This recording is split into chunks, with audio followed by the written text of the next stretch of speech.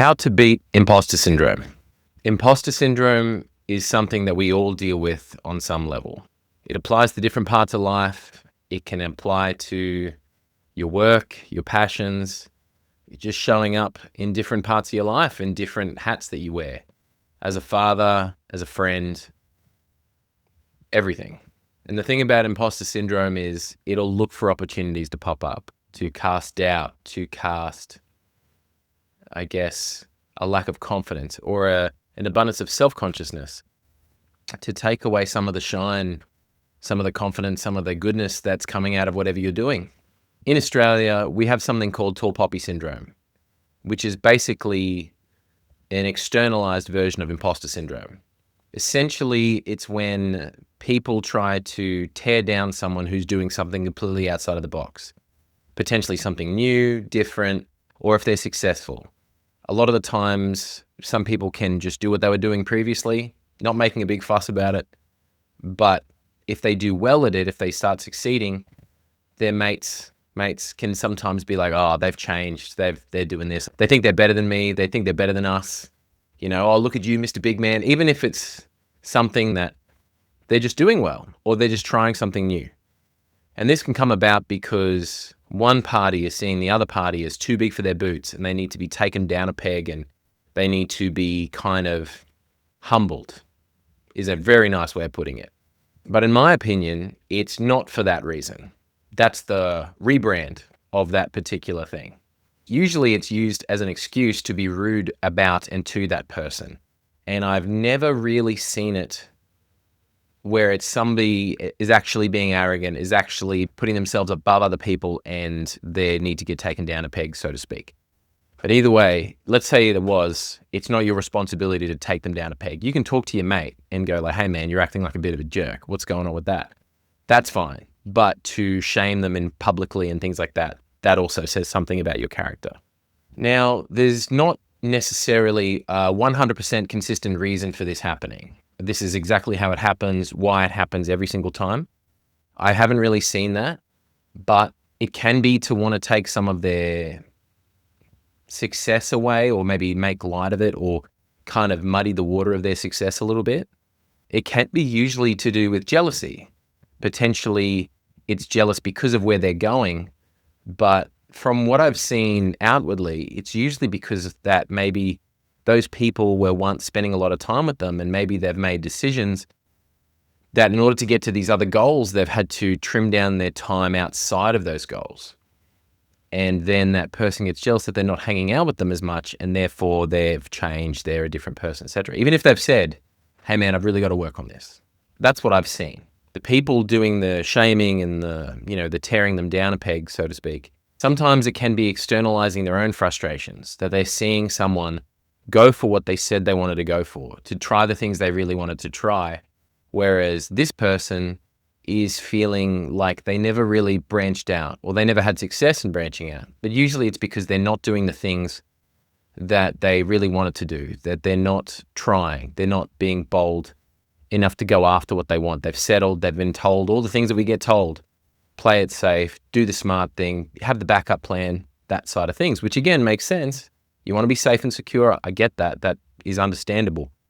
But this is where it can come in. These people can talk out of their inner frustration and their inner turmoil and project it onto these people because that's the most applicable target.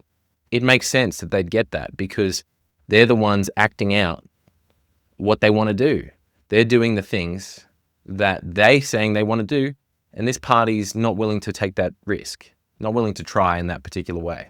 In essence, imposter syndrome is a self-imposed tall poppy syndrome. It's us tearing ourselves down from the inside, kind of, death by 1,000 cuts, little nitpicky problems, issues, ways to be self-critical to a point of nauseum where we're really getting on our case. Just a million reasons not to do something, a million reasons why you're going to fail, a million reasons why you shouldn't try. Often comparison is one of these, cuts. Why did you do it this way? This person would have never done it that way. Their quality is better. Their delivery is better. They're more seasoned. They're an expert on this topic. They're so versatile. You only know really one thing, those sorts of things. This death by comparison is very common when it comes to imposter syndrome. Comparison's so easy to do. Often we're inspired by someone, or there's been an influence there, or there's been some sort of education, or there's some sort of outlet that's really applied to you, and you just want to help someone how that's helped you. So naturally, it can be easy to compare. I don't think I'm alone in saying that imposter syndrome affects almost all of us. It's so easy to happen. It can happen in any part of your life. You'll go to the gym and you'll see one stronger than you, someone fitter than you. You can go and see someone who's better looking than you, or any of these different things. There's different people in the world. There's different situations, different outlets. If you're in a band and you're going for the same spot and you're looking for that supporting spot and someone else beats you to it, it's easy to compare. It's easy to be salty. It's easy to be annoyed at those sorts of things. But you can also go, oh man, if I was a better vocalist, or if I was a better guitar player, or if we had better marketing, or we had a better logo even. There's different ways to nitpick and to criticize yourself. I'm not new to imposter syndrome. This is very common, and this is an understandable feeling. I'm doing this episode now because when I thought of doing an episode for this week, that's the first thing that came up, was self-doubt, was critiquing myself, was going, well, dude, your quality's not that great. Your delivery could be better. Someone else has done it and they've done a great job. So why would you want to try and compete with that? But I'm not competing with anyone. I'm just trying to give my take on the situation, and hopefully it helps someone. But this imposter syndrome is a thing, and it does pop up, and it pops up for me, and I'm sure it does for you in some ways. And it's not fun. And it would be great to have that not be something that we have to deal with, at least consistently, or at least if we do have to deal with it, how do we get around it? How do we beat it? How do we hold the keys to it, rather than letting that drive? Every time I go to film a new episode, this is a common feeling. But in me calling it out here, it's putting it out into the light. I'm not wanting to let this imposter syndrome kind of hide in shame, because part of it is shame. It's wanting you to feel shame. It's wanting you to feel shame enough to not put yourself out there, to not try. And shame lives in the dark. Shame lives away from the light. That's why it's often a secret. It's often something we deal with on certain issues, and it's a secret thing. Something that you keep to yourself, something that you don't share with other people. And that's why I'm bringing this out here with imposter syndrome. This is something I deal with, and I'd rather it be in the light, because then it can't hide. It has nowhere to go, and I'd rather it get burnt up as much as possible and bother me as little as possible. And that's what I want you to do as well. If it hides in shame, it hurts me more. It hurts you more. It'll just tear you up inside, and you'll be more likely to stay hidden. But if you put it into the light, it won't be hidden anymore, and neither will you, and that's okay. That's fine, and that's ideal. Shame can't live in the light. Thus, you take the power away from it. If you take the power away from shame, then it doesn't have as much of a hold on you. And if you let it go back into the dark and hold it close to you, it gets its power back. So we're not trying to do that. We're trying to put that out there. And imposter syndrome is very easy to tie in with shame. Imposter syndrome and shame are usually kind of hand in hand, because it's wanting you to feel enough shame to not do something, to not try, to not put yourselves out there, to compare yourselves with others, to the point of not putting yourself in that comparative situation where you can actually compare. If you don't put yourself in the race, you're never a part of it. You never have to be compared, because you're not part of it. I'm wanting to tell you this because I don't want you to feel like you're alone in this as well, because you're definitely not. And I'm sure you know that deep down, even though it is an isolating sort of thing. This isn't something that's unique to you or unique to me. It's common, and it does suck. It's not fun. It's difficult. It does sully and kind of dampen your experience with different things, but it is something that happens, and it's not fun, and there are ways around it. A lot of the teaching over the last few weeks can also be applied to this situation. Remind yourself of your intention. Remind yourself of why you're doing this. Whatever it is, if you're going after a goal, if you're going after something, if you're trying to better yourself in some way that means something to you, remind yourself of that. Because yes, I guess we're all imposters to start something because we're not good at it initially. That sport that you want to do, that you want to pursue, you're not good at it straight away. You aren't an imposter, but you're not an expert.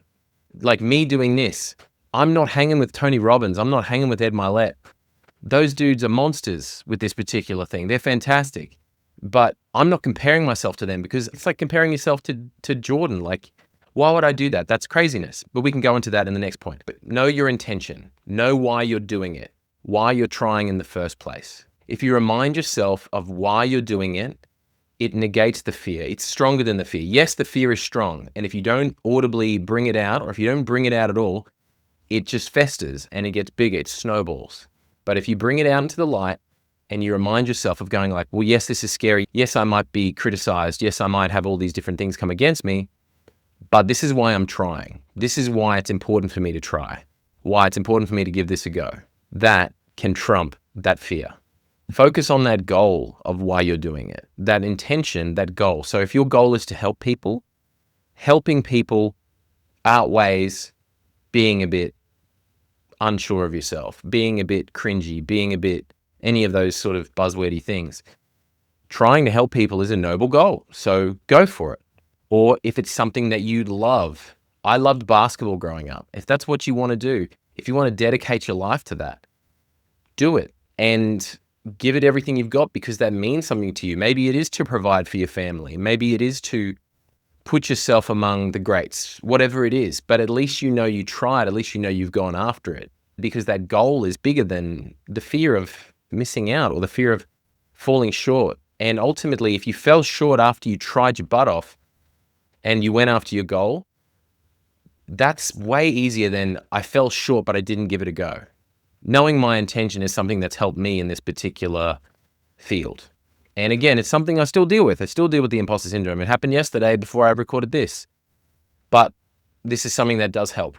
The other thing that does help in my particular field is knowing that people saying essentially what is the same information but packaging it in a different way can reach people, can reach different people, or perhaps in a different way. Your own unique way of delivering information, or maybe a different stance or a different angle of the information, and applied, can really reach different people, or perhaps in a different way. And some things can really hit harder. For example, you're a kid growing up. Your parents tell you something. They're teaching you something at the time. They're getting frustrated because every time they teach you it, you're kind of not listening. You're not really applying it. It doesn't really make sense. Your uncle comes along or a teacher or something like that, teaches you the exact same information, explains it to you in their way, and you go, oh, that's right. I got it. Nice. Awesome. And it applies. And your parents are there going like, what was that? I've been spending weeks on this with you. And sure enough, nothing wrong with what your parents did, nothing wrong with what they tried to do. However, it wasn't delivered in a way that related to you as much or that got you to absorb it as much. So that's the same thing. Same information delivered slightly differently or in a different way from your unique perspective, because no one's going to have exactly your perspective but you. No one's going to have that exactly as you do. So it could be comedy. You could say the same joke, but different inflections, different timing, different comedic pause could get you there. It's that sort of situation where you can land differently to different people in just as powerful of a way. And that doesn't discredit you. It actually shows your importance. This has helped me to act despite of my imposter syndrome. So I will still do it because I know my intention. I know what I'm trying to do. I'm trying to help people. I'm trying to benefit them. I'm trying to help parents. I'm trying to help people grow in whatever way that I can. And I'm hoping that my unique perspective can help them. The comparison breakthrough. Imposter syndrome and comparison walk hand in hand. Very, very common. Imposter syndrome can often sound like, well, why are you doing it when there's these other experts out there? You're talking about this topic, but they've got a guy who's a doctorate on that talking about it. There's a guy out there this has been his whole life for 30 years, for 40 years, talking about it. What makes you qualified?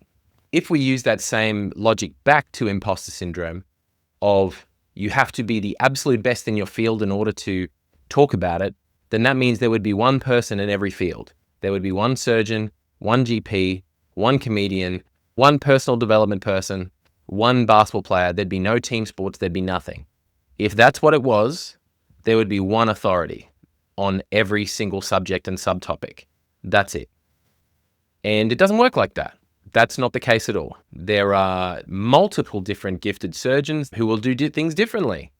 There will be multiple different youth workers that will relate to their clients differently. Yes, they're doing the same work, but they will click with other people more than others. And that's why it's really important. There would only be Michael Jordan in basketball. There would only be Tony Robbins in personal development. He's a great example, for instance. He's brilliant at almost every topic and subtopic of personal development. And I believe most people can get something out of Tony Robbins' teachings, and everything he does, the way he approaches life, thinks about things, would help with your mental health, etc. However, there will be some people he doesn't reach, not for any fault of his own, just because he's not everybody. He might reach 85% of people, but that other 15, there will be some people being able to reach them because they can just relate to them more, or what they're saying or how they're saying it. Another way to beat imposter syndrome is realizing that most people don't care. Most people don't care what you do. Most people don't mind. Yes, there will be some people, the tall poppy aspect of things, that do care, and that somehow you trying something new will bother them. But that's not everybody, and that's not the majority. It's really not. And it's something that you don't have to pay a lot of attention to. And if you do see it, and if you do notice it, you don't need to actually give it a lot of power. Yes, it's easier said than done. I get that. However, it's not something that we have to put a lot of weight into. We've got a few ways here of that already. Knowing your intention, knowing your goal, knowing that your voice is valid because it's your voice, because it's uniquely you, using the logic of imposter syndrome against itself, i.e., one person isn't the only authority on every single topic and subtopic and field of life. But remember, most people don't care. They're just living their life doing what they want to do anyway, whether it's something that they're passionate about or not. They're just doing their thing. Most people don't give a crap, and that's awesome. Some people who will care will probably get something good out of it. If you looked at everything that happens, everything that you're going off, usually it'll be positive. Maybe not at the start, maybe not in the middle, but by the end of it, if you scope it out, it'll mostly be positive. Mostly positive interactions, mostly positive words. But it's so easy as people, I get it, to focus on the two nasty things that happen. The two nasty comments out of 100. You might get all this positive feedback, but you focus on the two negative things that might be even constructive or not constructive. But either way, you'll focus on that because it's a weird thing that we do as people. And it's not fun and it's not awesome, but it is common. The last thing that kind of ties into the comparison one is that you don't have to be the authority in order to have an opinion, in order to have a take. Now, obviously, this is niching down a little bit more from what I was saying regarding the comparison. I know I've already said the authority, so therefore it can kind of tie into it. But you can still have a say. You can still have a take on things, be it whatever field you're going after, whatever field you're going for, even if your experience doesn't match the next person's. As you can see in so many different fields, there's people who take to things really well. There's athletes. There's athletes that start later in life. They might start when they're 16 and be brilliant by the time they're 19 and they're in the Olympic team. Whereas there's that other athlete that started when they were 3 and they're in the same spot. There's different things like that. There's people who study insanely well. When they find a topic that they love, and then suddenly in a very short amount of time, they're an expert in that field. And whereas other people who are doing it for 10 or 15 years might be at the same spot, maybe a bit lower. But I know that your say does carry weight. Yes, it might not to people who want to put you in a box or diminish you in those different ways, but for yourself, it's important to know that your voice still matters, and it'll matter to some people. As I said before, I'm a massive basketball fan. I grew up, that was my second love after dinosaurs because I'm a guy, and when I was a kid, dinosaurs are amazing. So basketball was next. Loved basketball, super passionate about it. And to apply that same thing here and to say, well, you have to be an expert, you have to be these sorts of things, you have to be conventional, you have to fit into a certain box, or you're not going to make it, you're not going to be successful. There's so many instances in sport and in life where you can see the opposite. The one that comes to my mind when I was writing this was Muggsy Bogues. Muggsy Bogues used to play for Charlotte and a few other teams in the 90s.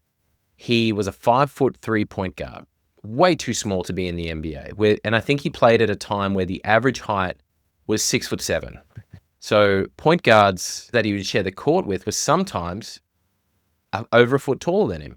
There was Penny Hardaway, for example. He was 6'7". Muggsy Bogues was 5'3". And Muggsy was kind of ruled out somewhat initially, but he had a great career. I think he played 14 years, I believe. I believe he did. He was a successful player throughout his career. There's other basketball players where their shot doesn't make any sense. Sean Marion, he had this shot that was in front of his face. I don't know how he saw the hoop. And he'd kind of flick it, kind of like when you're a kid and you flick it to get power, but it wasn't a follow through like with his arm. It was a very odd shot, but it worked. And he was a multiple-time All-Star. And there's these sorts of examples where you see that you don't have to be the best. You don't have to be the most conventional. You don't have to have everything exactly as it should be, but you can still be successful. Otherwise, there'd be one person on a team, there'd be one expert per field, and life doesn't work that way. Imposter syndrome may never leave you. Ideally, it will. But even if it doesn't leave you, you have ways around it. You have ways to act despite it being there. Even if it's present, even if it's trying to stop you, you're still in the driver's seat and you can still choose whether to give it weight or not. Its voice may quieten in your life or it may not, but just because it's there doesn't mean that it's right, and it certainly doesn't mean that you need to listen to it as if it's trying to help you. It's not.